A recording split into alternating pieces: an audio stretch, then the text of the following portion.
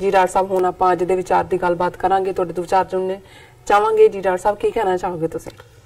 देखो अज स्प्रिंग दी बिगनिंग है। स्प्रिंग नूं पंजाबी च बसंत कहंदे ने, बसंत बहार जी। और गुरबाणी दे विच गुरु ग्रंथ साहिब जिहदे 1430 पन्ने ने जिहड़े असीं अंग कहंदे आ, उन्हां दे सारी जिहड़ी कंपोजिशन है गुरबाणी दी वो रागां दे विच है। 31 राग ने टोटल। और राग क्योंकि म्यूजिक दे उत्ते वो गाए जाण लई है, और उन्हां च राग बसंत भी है जी। और इसे राग बसंत च कई बार एक राग हिंडोल है, बसंत और हिंडोल नूं मिला के भी गायन किया जाता है। वो हदायत है उस शब्द के उत्ते। और अज का एक शब्द मैं राग बसंत चों पिक किया कि अज बसंत की शुरुआत है। और अज दरबार साहब दे विच भी रागी सिंह और थां थां जिथे भी बसंत की शुरुआत है ये शब्द पढ़िया जाता है। राग बसंत महला पहला, घर पहला, चौप दे दो तुके। और फिर मूल मंत्र है एक ओंकार सतनाम करता पुरख निरभौ निर्वैर अकाल मूरत अजूनी सैभं गुर प्रसाद। ये असी किसी वेले अपने पाकिस्तानी भैणां भरावां लई इनू जिहड़ा इंटरप्रेट करांगे कि ये साडा जिहड़ा बेसिक कलम है जे इस्लामिक पार्ले दी लैंग्वेज वरतनी होए। और इस गुरु साहब ने हुण जदों बहार है सारे एक दूजे नूं मुबारक दे रहे ने, पर गुरु साहब कहंदे ने एक बहार तां मौसम दी है, बाहर दरख्त ने, फुल ने, पत्ते पत्तियां ने, चार चफेरे एक खेड़ा है, पर एक बहार अंदर भी आएगी जे रब दी याद होएगी। जिस बहार दा संबंध बाहर दे नाल, बाहर दा तुहाडे चित्त नूं चंगा लगदा, तुसीं बाहर सैर लई निकलदे हो जां दूसरा है, लेकिन फिर मन उदासी च चला जांदा है। जे तुहाडे अंदर बहार आएगी फिर ही तुहानूं बाहरली बहार नूं भी तुसीं इंजॉय कर सकोगे। सो गुरु साहब ने फरमाया माहा माहा मुबारकी चढ़िया सदा बसंत, पर फड़ चित समाल सोए, सदा सदा गोबिंद भोलिया हौमे सुरत विसार, हौमे मार विचार मन, गुण विच गुण लै सार। ज़ाहिर है ये रहाओ दी तुक है। और ये क्या है कि भाई माहा माह मुबारकी, बड़िया बड़िया मुबारकां, बहुत मुबारक बहार आ गई, चढ़िया सदा बसंत, सदा खिड़े रहन वाला। पर जिवें रहाओ दी तुक है भोलिया हौमे सुरत विसार, हे भोले इंसान अपने अंदरों पहला हौमे नूं मार, मैं जिसनूं हुम कहंदे ने भी इस नूं खत्म कर। भोलिया हौमे सुरत विसार, हौमे मार विचार मन, गुण विच गुण लै सार। कि हौमे नूं मार के जिहड़े गुणां दा गुण देण वाले, जिहड़ा गुणां दा गुण है रब, उस नूं अपने अंदर जदों तू लै आएगा फिर माहा माहा मुबारकी, फिर तैनूं वड्डियां वड्डियां मुबारकां, तेरे लिए सदा ही खिड़े रहन वाला बसंत होएगा। और परफट हुंदा है खिड़ना, तेरा चित्त भी सदा खिड़िया रहेगा, सदा सदा गोबिंद, क्योंकि तैनूं हर पासे उस रब दा जलवा नजर आएगा कुदरत दे विच भी।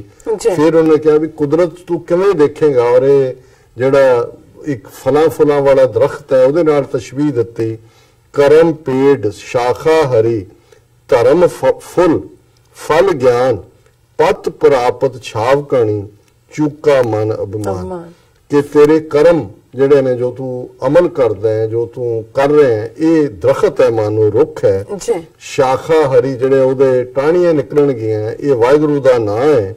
और जे इस दरख्त नूं जिस दे उत्ते जिस दियां शाखावां च हरी है तू रब नूं याद करदा है और तू अपने चंगे कर्म करदा है, फिर धर्म उहदा फल होएगा धर्म दी गल, ये फुल लगणगे धर्म दे, फुल ज्ञान ते उहदे जिहड़े ने फुल धर्म फुल फल ज्ञान, ज्ञान दा फल लगेगा, धर्म दे फुल होणगे, पत प्रापत छाव घड़ी। जदों फिर रब दी प्राप्ति होएगी तो फिर तेरी इज्जत ते पत इत्थे भी ते उत्थे भी, लोक परलोक दोनों दे विच, जिन्हों कहंदे ने लोक सुखीए परलोक सुहेले, कि परलोक भी सुहेला होएगा, ये जिंदगी भी होएगी, पत प्रापत छाव घड़ी, चूका मन अभिमान, क्योंकि मन चों तेरे हंकार ईगो हुम ये खत्म हो जाएगी।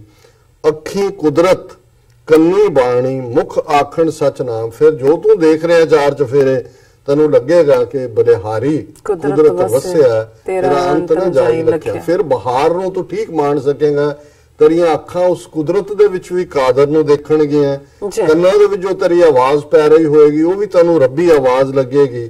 ਮੁੱਖ ਆਖਣ ਜੋ ਤੂੰ ਬੋਲੇਗਾ ਉਹ ਵੀ ਉਸ ਰੱਬ ਦੀ ਯਾਦ ਦੇ ਵਿੱਚ ਜੁੜਿਆ ਹੋਇਆ ਨਾ ਹੋਏਗਾ। ਪਤ ਕਾ ਧਨ ਪੂਰਾ ਹੋਆ ਲਾਗਾ ਸਹਿਜ ਧਿਆਨ, ਲੋਕ ਪਰਲੋਕ ਦੀ ਇੱਜ਼ਤ ਦਾ ਫਲ ਤੈਨੂੰ ਪੂਰਾ ਮਿਲੇਗਾ, ਤੂੰ ਸਹਿਜ ਦੇ ਵਿੱਚ ਟਿਕ ਜਾਏਗਾ। ਔਰ ਅਖੀਰ ਗੁਰੂ ਸਾਹਿਬ ਨੇ ਫਰਮਾਇਆ ਮਹਾ ਰੁੱਤੀ ਆਵਣਾ ਵੇਖੋ ਕਰਮ ਕਮਾਏ, ਕਿ ਇਹ ਜਿਹੜੇ ਮੌਸਮ ਨੇ ਤੇ ਰੁੱਤਾਂ ਨੇ ਇਹਨਾਂ ਨੇ ਤਾਂ ਆਉਂਦੇ ਜਾਂਦੇ ਰਹਿਣਾ ਹੈ, ਆਉਣਗੀਆਂ ਚਲੇ ਜਾਣਗੀਆਂ। ਨਾਨਕ ਹਰੇ ਨ ਸੂਕਈ ਜੇ ਗੁਰਮੁਖ ਰਹੇ ਸਮਾਏ। ਇਹ ਤਾਂ ਮੌਸਮ ਕਦੇ ਪਤਝੜ ਹੋਏਗੀ ਕਦੇ ਬਹਾਰ ਹੋਏਗੀ, ਪਰ ਜੇ ਤੇਰੇ ਅੰਦਰ ਆ ਕੇ ਰੱਬ ਵਸ ਜਾਏਗਾ, ਨਾਨਕ ਹਰੇ ਨ ਸੁਖ, ਫਿਰ ਤੇਰੇ ਤਨ ਮਨ ਥੀਵੇ ਹਰਿਆ, ਤੇਰੇ ਮਨ ਦੇ ਅੰਦਰ ਹਮੇਸ਼ਾ ਹੀ ਗ੍ਰੀਨਰੀ ਰਹੇਗੀ, ਚੜ੍ਹਦੀ ਕਲਾ ਰਹੇਗੀ। ਪਰ ਇਹ ਤਾਂ ਹੀ ਹੈ ਜੇ ਗੁਰਮੁਖ ਰਹੇ ਸਮਾਏ, ਜੇ ਰੱਬ ਦਾ ਬੰਦਾ ਬਣ ਕੇ ਉਸ ਦੇ ਵਿੱਚ ਸਮਾ ਜਾਏਗਾ, ਉਸ ਦੇ ਵਿੱਚ ਆਪਣੇ ਆਪ ਨੂੰ ਇਮਰਸ ਕਰ ਲਏਗਾ, ਉਸ ਦੇ ਵਿੱਚ ਡੁੱਬ ਜਾਏਗਾ।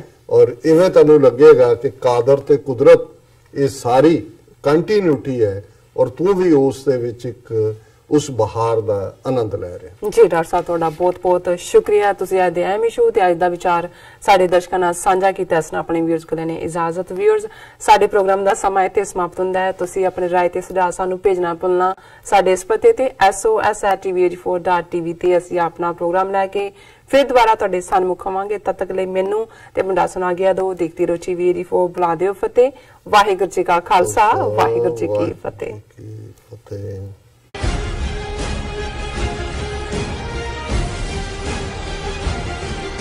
ਕੀ ਤੁਸੀਂ ਆਪਣੇ ਟੈਕਸ